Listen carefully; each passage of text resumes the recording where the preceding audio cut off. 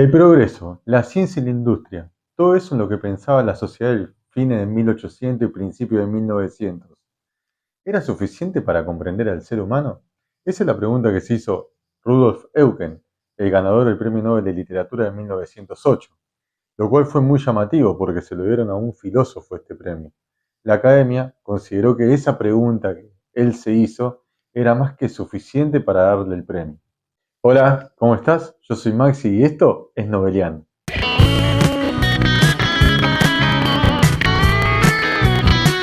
Este año pasa algo muy loco, porque en la página del Premio Nobel tenemos el discurso del secretario de la Academia Sueca, que eligen al ganador, y tenemos el discurso que da el ganador del Premio Nobel de Literatura, y le vamos a dar mucha importancia a este discurso. Rudolf Eucken nació en el año 1846 en Aurich, Frisia Oriental, que es lo que actualmente hoy es Alemania, y falleció en el año 1946 en Jena, Alemania. Estudió filosofía, filología e historia universal y fue rector de la Universidad de Jena, lo cual es importante en su biografía.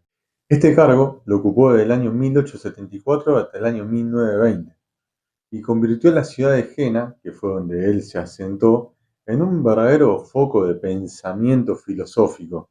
Por ejemplo, contribuyó mucho con Nietzsche, que examinaban trabajos y demás.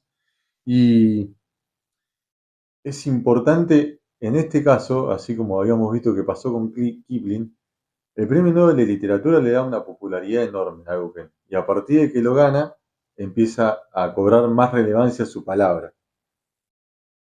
El motivo de su premio fue, en reconocimiento a su sincera búsqueda de la verdad, su penetrante poder de pensamiento, su amplia visión y la calidez y fuerza de presentación con las que, en sus numerosas obras, ha defendido y desarrollado una filosofía de vida idealista. Y esto es interesante porque se premia a un filósofo en el año 1908.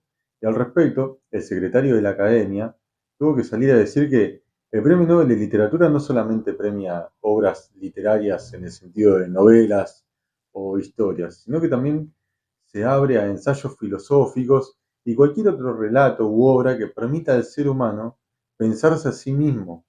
Y es lo que consideraron que hizo Eucken. Y si se acuerdan, en el año 1902 también tuvimos a Mommsen, que fue un historiador. Y también tenemos que recordar lo que alguna vez vimos de que el Premio Nobel de Literatura se daba a la hora destacada en una dirección ideal. Bueno, pareciera que Alfred Nobel algo sabía respecto del progreso, que era ambiguo, que a la par que podía mejorar la vida de las personas, también podía destruirla. Y entonces crea el premio que reconoce toda obra que sea en beneficio de la humanidad. Y acá llega la Academia Sueca y este filósofo. ¿Qué sabía este filósofo? Justamente eso, que el progreso, más en la época en la que él vivió, el progreso no, por sí solo no llegaba a esa finalidad de la vida, el mayor beneficio, sino que era necesario, desde otra forma, desde otro lugar, alimentar el espíritu del hombre. Y de eso habla justamente en su discurso Eucken, porque él desconfiaba de todo intelectualismo abstracto. O sea, no era un constructor de sistemas como podía ser Hegel, ni un empirista como lo era David Hume, que reducía toda la experiencia humana a las sensaciones e impresiones. Eucken hacía hincapié en la experiencia humana real tal como se vive. Y así fue como comenzó su discurso, con una pregunta. ¿El ser humano es solo naturaleza? Y pará, porque lo que se viene a partir de ahora es muy teórico. Estamos hablando de un filósofo y voy a tratar de explicar con las palabras más sencillas que me salgan lo que yo entendí del discurso, que también es muy sencillo lo que puedo haber llegado a entender yo. Pero la pregunta, en realidad, si el ser humano es solo naturaleza, significa si el ser humano solamente es un eslabón de ella, de la naturaleza, sometido a las leyes de la misma y sin posibilidad de alterar ese destino. ¿Qué va a hacer Eucken durante todo el discurso? Intentar responder esta pregunta. Él va a decir que durante mucho tiempo el ser humano vivió sometido a las leyes de la naturaleza, teniendo que adaptarse a las posibilidades que le permitía el entorno.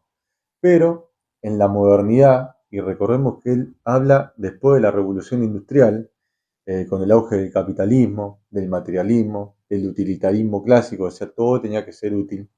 Desde ese lugar, él dice, la modernidad nos está permitiendo no solamente adaptarnos nosotros a la naturaleza, sino adaptar la naturaleza a nuestras necesidades. Y eso, que para nosotros hoy tal vez sea muy básico, era revolucionario en ese tiempo y le trajo muchas preguntas. Y también afirmaba, ante las preguntas, cosas como, porque si el hombre fuera solamente naturaleza, jamás podría ir más allá de aquello que perciben sus sentidos. O sea, estaríamos limitados por lo que nuestros sentidos nos permiten ver. Por eso no era un empirista. Y también dice que nuestro juicio se confunde y exagera fácilmente cuando los cambios revolucionarios alteran el equilibrio establecido. Que no está diciendo acá, esto es más creo eh, del plano idealista, digamos, cuando todo lo que está alrededor nuestro cambia, se confunden nuestros sentidos. Y eso es un poco lo que la modernidad y los cambios están trayendo para la época que él escribe. Por ejemplo, fue inevitable para mí, y no me quiero meter mucho en este tema, pero pensar en la inteligencia artificial. Es un cambio que nos está llevando puestos. Y si bien nos deslumbra por un lado, por otro lado nos confunde. Y eso es lo mismo que él planteaba. Porque, por ejemplo, la inteligencia artificial viene un poco como a pensar, ¿no? Y en ese tiempo era el dejar de lado al hombre en lo físico. Por ejemplo, un ferrocarril que permitía cortar distancias, eh, el motor que permitía que todo sea un poco más rápido para aquellos tiempos. Y ahí, y está muy bueno, él tiene una frase que dice, la energía que no está dominada por un centro, ni regresa a él, jamás constituirá el contenido de la vida. Nos deja vacíos en el medio de la agitación. O sea, nos deja vacíos en el medio de la agitación. Esta es una experiencia moderna, común y dolorosa, pero ¿acaso esta sensación de vacío no es prueba de que existen profundidades más profundas en nuestro interior que exigen satisfacción? ¿Qué es lo que él nos está diciendo? No, todo este progreso nos deja vacíos. Y lo que él dice es, no es solamente ese vacío, sino ese vacío. No es porque hay algo dentro nuestro que también requiere ser llenado. Y ahí va a seguir con el discurso. ¿Cómo sigue? Entrando a la otra parte, al idealismo de Eucken. Porque en realidad el discurso es naturalismo o idealismo. El idealismo dice que el mundo interior, dice él, pasa a ser el gran espacio que el ser humano debe cultivar. ¿Y cómo puede cultivarlo? Por ejemplo, habla del amor y lo pone como una prueba filosófica. ¿Por qué? Porque aparece el otro que no me es extraño, sino que el otro me interpela y en el encuentro me permite a mí descubrirme. No es que limita mi humanidad, sino que la hace posible descubrir la humanidad que hay en uno. O sea, para él el otro no era alguien ajeno a uno, sino que el amor permitía que ese otro sea parte de uno, ¿no? Y tal vez que todo esto que parece autoayuda hoy en día, en realidad está tratando de responder algo que es una pregunta filosófica que es re importante. Y la pregunta filosófica es, ¿qué significa verdaderamente ser humano? Y una forma de responderlo también puede ser con la literatura.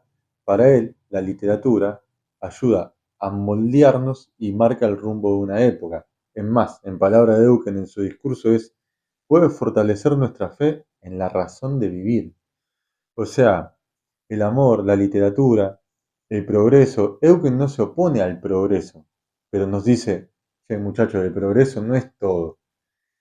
Y también dice, la naturaleza en sí misma es limitada porque no permite responder algunas preguntas de la experiencia humana o no ayuda a entender toda la experiencia humana.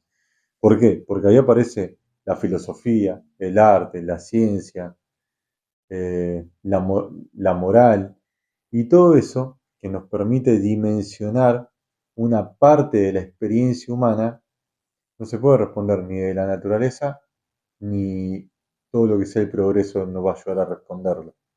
Porque por sí solo no alcanza el progreso. O sea, el progreso nos da un poder sobre la naturaleza, pero tenemos que preguntarnos qué vamos a hacer con ese poder o para qué queremos ese poder sobre la naturaleza. ¿Para qué queremos ese progreso? Y si seremos lo suficientemente sabios para saber qué hacer con él, con el progreso y con el poder que nos da. Y para eso Eugen decía que había que cultivar ese mundo interior que nosotros teníamos. Y bueno, y si nos querés ayudar a cultivar nuestro mundo interior, si le querés dar un like a este video, si querés comentar algo respecto de esto que vamos hablando, la verdad que nos ayuda mucho. Siempre lo importante es poder debatir ideas. Y así llegamos al final de este capítulo sobre el Premio Nobel de Literatura de 1908, que fue un filósofo que, al igual que muchos de estos ganadores que venimos tratando, hoy en día no se lee y tal vez no sea ni recordado. Pero con Eucken pasa algo que es medio raro. No se lee, no se recuerda al hombre, pero sus ideas y sus preguntas nos sirven para pensar esta época que estamos viviendo, ¿no? Por ejemplo, de revolución digital y de progreso. Entonces es como que me quedó esto de que, esa frase, ¿no? De que los hombres pasan y las ideas quedan. Con Eucken me parece que pasó eso. Esa pregunta que él se hizo hace más de 100 años atrás, hoy en día se puede seguir haciendo, se puede seguir reformulando esa pregunta. Y yo te pregunto, como para ir cerrando, para vos, ¿las ideas pueden vivir independientemente de la persona que las hace? ¿O la persona es necesaria para poder entender esas ideas? Bueno, eso fue todo, nos vemos.